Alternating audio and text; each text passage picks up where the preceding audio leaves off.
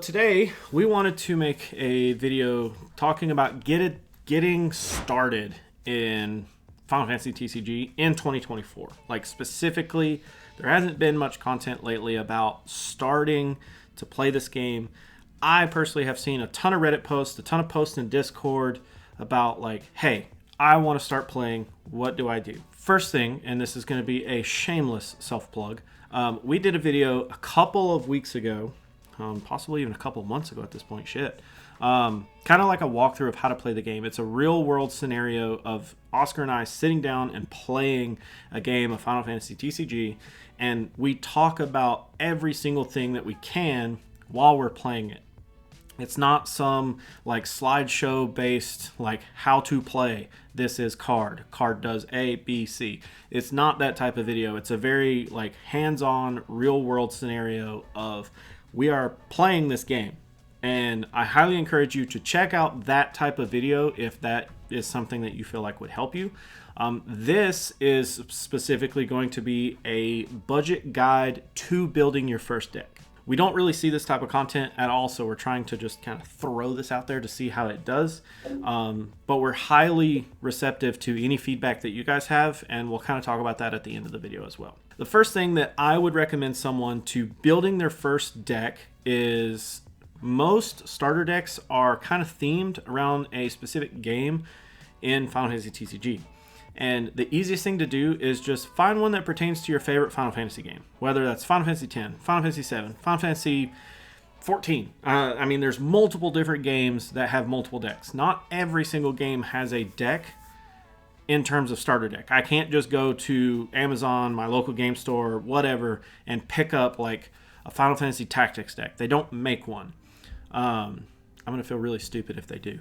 But they don't just make a deck for every single game, unfortunately. So there are kind of some caveats to this if you don't find one. But that's kind of, we've got some options for you there. Some starter decks are definitely more competitive than others. So, for instance, the two-player starter deck with Noctis versus Arden, there are people that still play the cards that are in this starter deck that perform very, very well.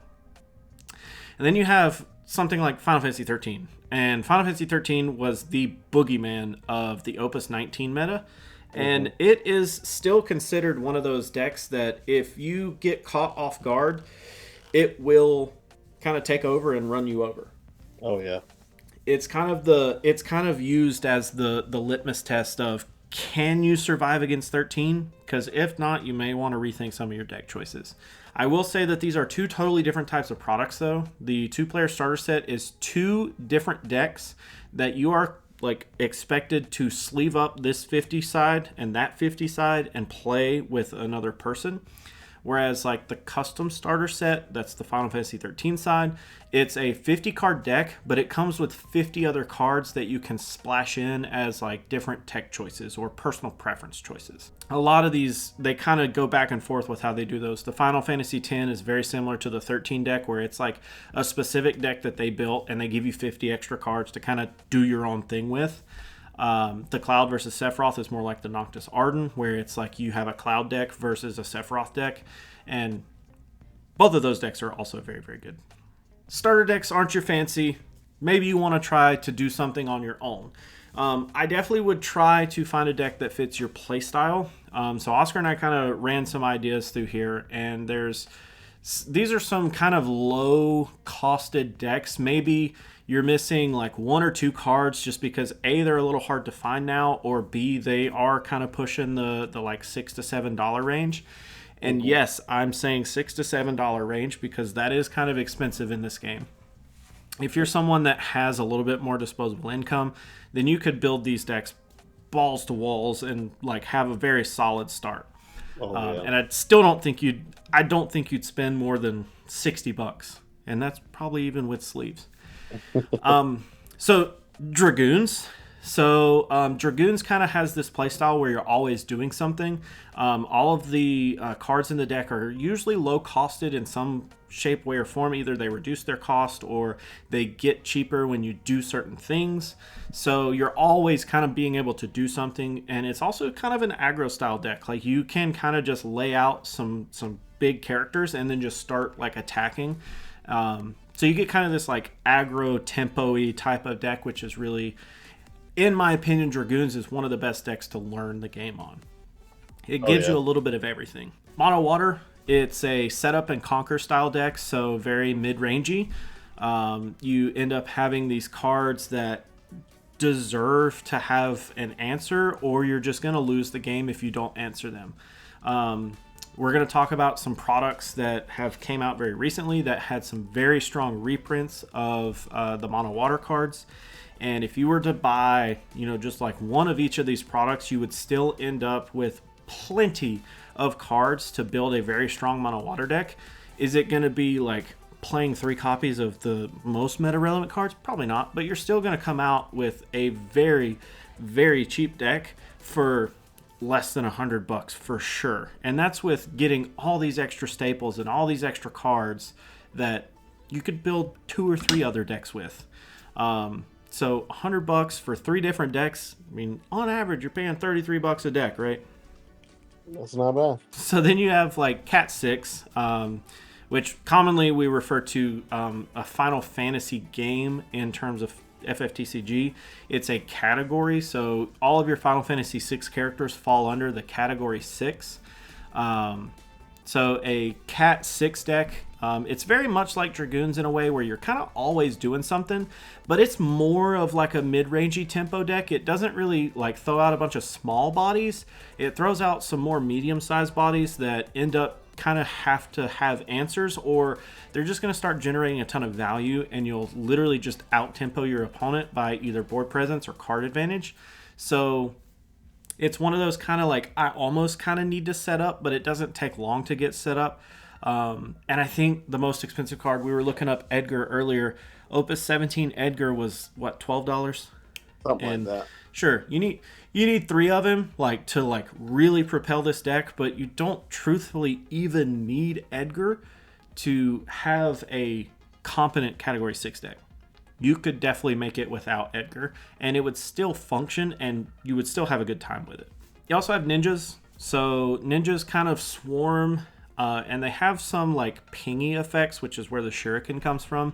Ninjas are a lot of small bodies, very similar to Dragoons, where you can kind of throw out like 2 or 3 threats every turn. And then by doing so, if you already have this small little setup package called Edge, he gains shuriken counters, and then he can remove those counters to kind of just ping certain characters, certain forwards and stuff like that for just small amounts of damage. And those can rack up really, really quickly, and it will catch people off guard if they're not careful.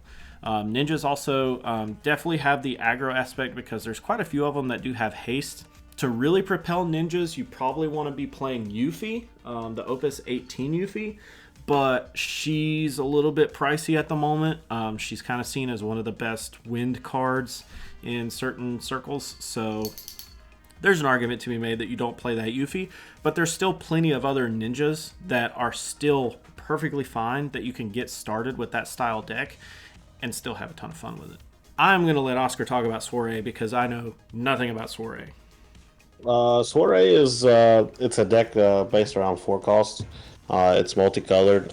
You can slot 4-color Warrior of Light into this. It's always an asset to have it in this deck, but it's kind of pricey at the moment, seeing the current meta.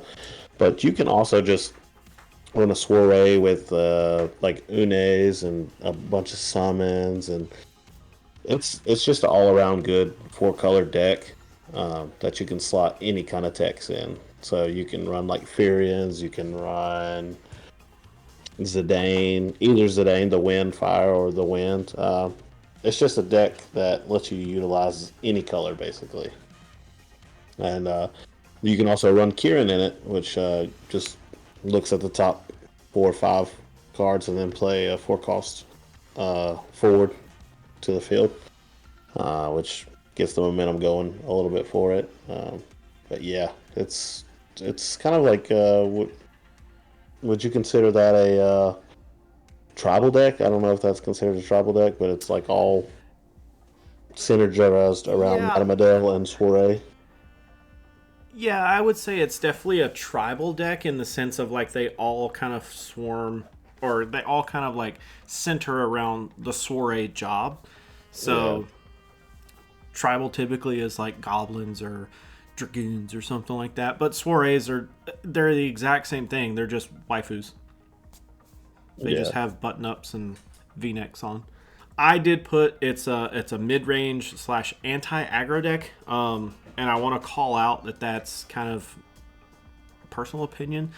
Mid range, I feel like it's mid range because it does take setup. It does take a little bit to get there, but once it gets there, it starts putting out Madame Adele and like 2 or 3 soiree member forwards, and it just kind of can take over the game. You have something like Merrill that breaks on entering. You have something like, dear God, help! I'm floundering. Which one? Which one? Any of the forwards. What's the Vestia lets you draw depending Irwin. on how many job soiree members you have. Then you've got Irwin, ice forward. He'll dull and freeze something upon entering, I believe. Merrill is the one that gains haste and lets you break something. Then you've got the cat Pericotta, I believe, which lets you reactivate some things, I think. I played soirees for a little bit, but not much. I've played against them more than I've played with them. Yeah.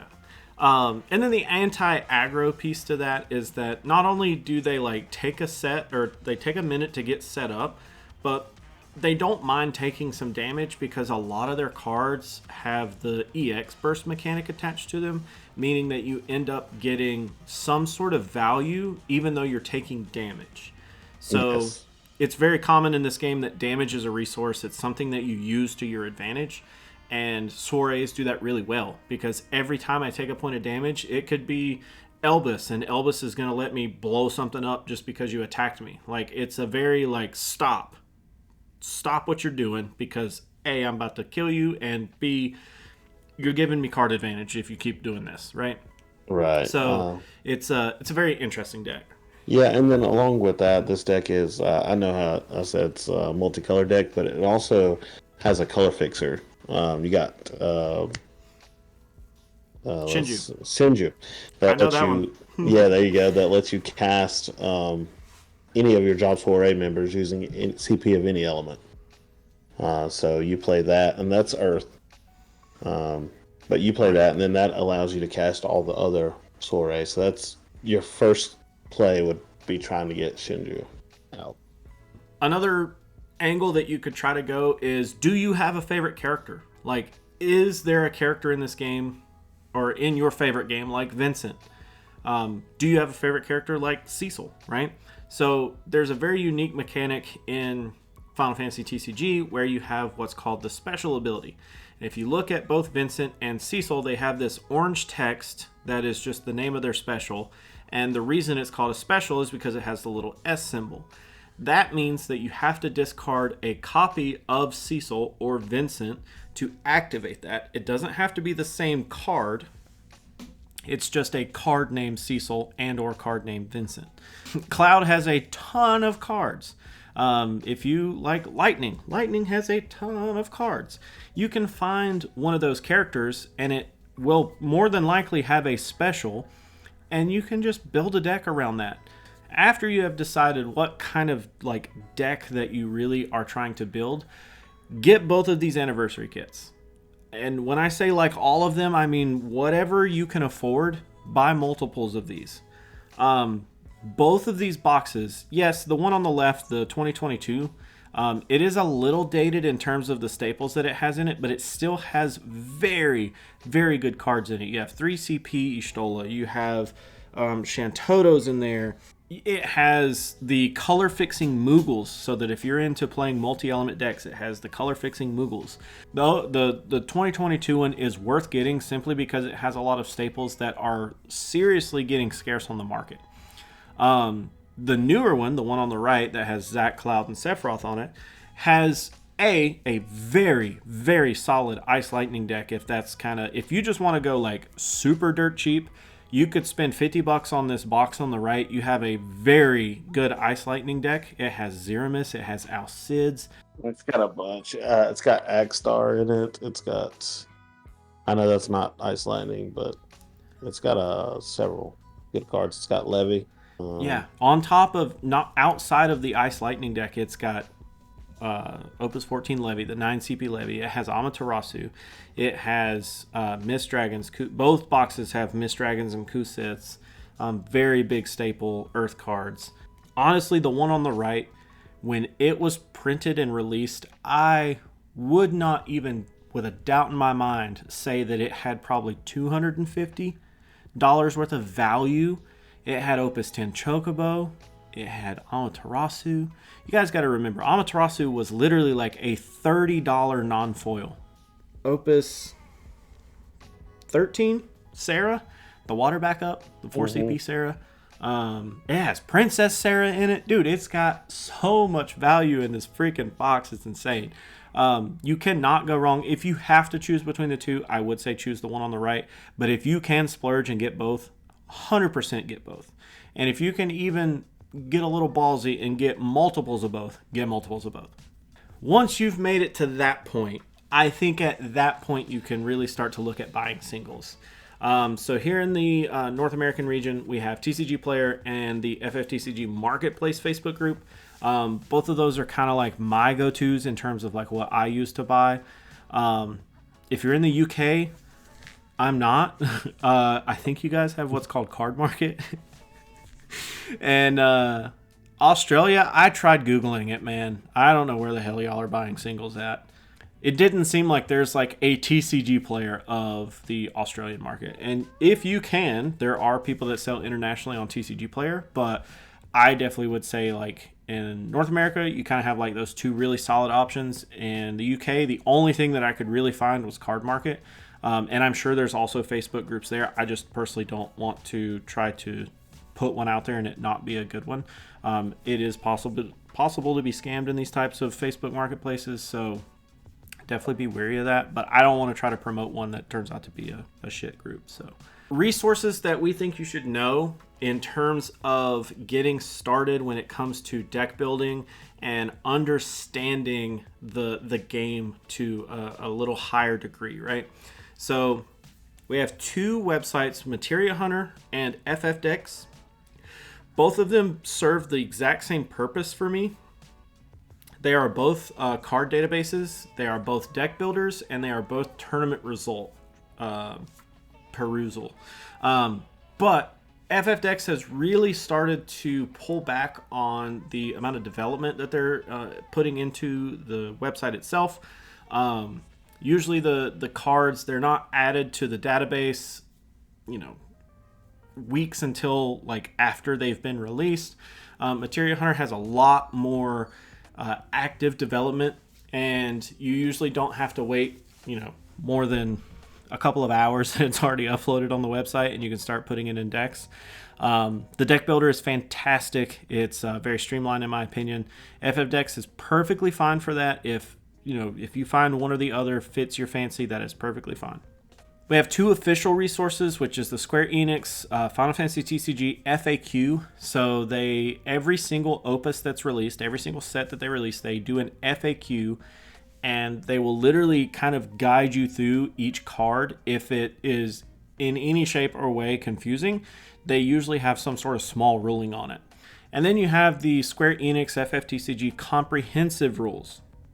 So this is more of like a step-by-step, very formulaic way of looking at how the game functions. It tells you everything you need to know.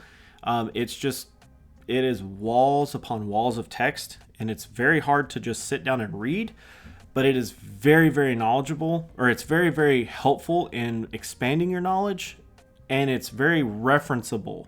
Sometimes you'll see people reference like 10.1.5.7. They're actually referencing a ruling from the comprehensive rules. Facebook groups, find your local group, whether that's local to your state, to your city, whatever. There is the North American group for those of us in North America, And then you have your marketplace groups.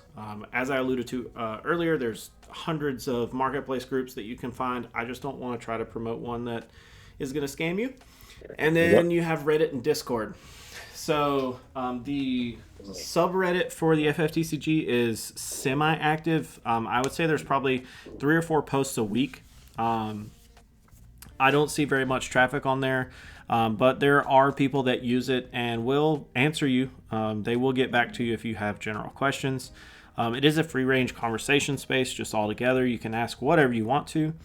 And then the Discord. So there is a Final Fantasy TCG North American Discord. It is, to my knowledge, the largest Final Fantasy TCG Discord. It is not the official Square Enix one.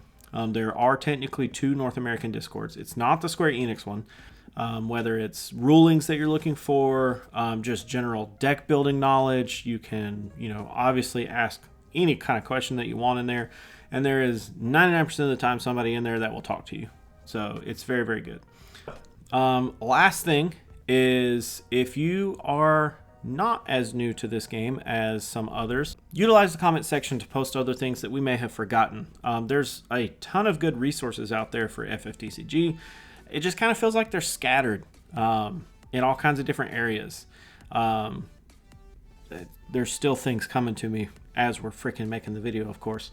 The Crystarium, it's a great article-based website where you can go read like crazy articles, whether it's rulings or like Japanese meta, analysis. All kinds of different things are on there. Specific card interactions. There's an entire article on Opus 15 Go-Go. It's like just off the wall stuff that's very helpful because it's very niche and it helps you understand more of the interactions in the game than you would truthfully realize at first. But if you have a favorite resource that you like to use that we didn't talk about, please put it down in the comments below. We would really love for this to act as a jumping point for people that are finding this video and getting into the game. And any jump point that they can go to next would be helpful, no matter what that is. Whether it's, Materia Hunter to start building decks, or whether it's the Crystarium to start reading articles, whatever. I just think that would be really helpful to a lot of people. I think that should be everything that we had for this video. Please let us know if this is helpful to you in any sort of way, and if you can pass on some helpful tip to us. I consume everything I can for this game, and I still don't feel like I got enough content to consume. So if you have something that you would like to suggest to me, please let me know in the comments below. I'm sure Oscar would enjoy that as well. So just share your ideas. We'll try to make a video of it, or if this video, share it to somebody that you think that could use it. Just getting in saying, hey, well, here's this link to this, here's this link to this video. Kind of put them in the right direction, Get them started. It's a jumping point. That's all I want it to be. Is it's just a jumping point. Yep. So anyways, thanks guys for watching, and see you in the next one. See ya.